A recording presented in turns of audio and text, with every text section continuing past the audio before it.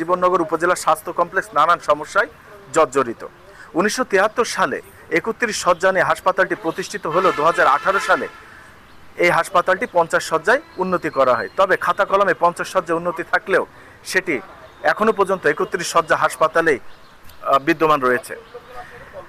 উপজেলা স্বাস্থ্য বিভাগ থেকে আমরা জানতে পারি যে এখানে উপজেলা স্বাস্থ্য বিভাগে 31 জন চিকিৎসকের কথা থাকলেও সেখানে 13টি পদই বর্তমানে শূন্য রয়েছে এবং যে সকল চিকিৎসক এখানে থাকার কথা তার মধ্যে 2 জন মেডিসিন বিভাগে একজন এবং গাইনি বিভাগে একজন, তারা ঢাকাতে পেশনায় কর্মরত হয়েছেন। এছাড়াও এখানকার তৃতীয় এবং চতুর্থ শ্রেণী কর্মচারীর ক্ষেত্রেও রয়েছে ব্যাপক জনবল সংকট। উপজেলা স্বাস্থ্য বিভাগ থেকে জানতে পারি 21টি এখানে পদ থাকলেও সেখানে 8 জনই তারা পেশনায় বাইরে রয়েছে। তো সব মিলিয়ে চিকিৎসক এবং জনবল সংকটে জর্জরিত হাসপাতালটি। দর্শক, আরেকটি তথ্য আপনাদেরকে জানিয়ে রাখি, 2017 সালে 4 এপ্রিল 4,38,00,000 টাকা ব্যয়ে 4 তলা একটা ভবন নির্মাণ কাজ শুরু হয় এবং 2022 সালে সেটি শেষ হয়। এই হাসপাতালটি নতুন ভবনে আধুনিক লিফট, আধুনিক বেড সহ আধুনিক সরঞ্জাম থাকলেও দীর্ঘ 4 বছরে এখন এই নতুন ভবনটি চালু করা সম্ভব হয়নি।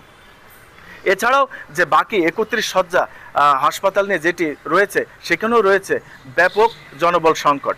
মাত্র 31টি বেড রয়েছে, কিন্তু সেখানে রুগী ভর্তি হয় 60 থেকে 70 জন প্রতিদিন, যার ফলে বাকি রুগীদের মাটিতে শুয়ে চিকিৎসা নিতে হয়।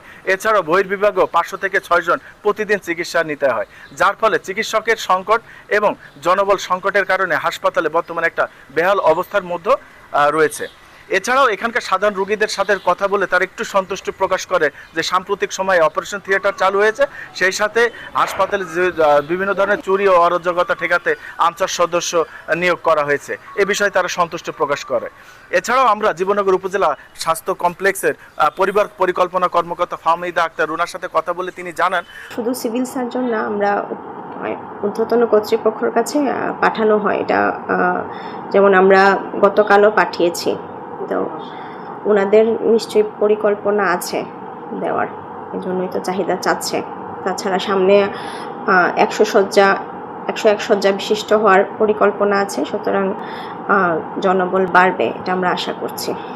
এটাই ছিল জীবননগর উপজেলা স্বাস্থ্য কমপ্লেক্স থেকে আমার সর্বশেষ তথ্য। এমআই মুকুল, বৈশাখী সংবাদ।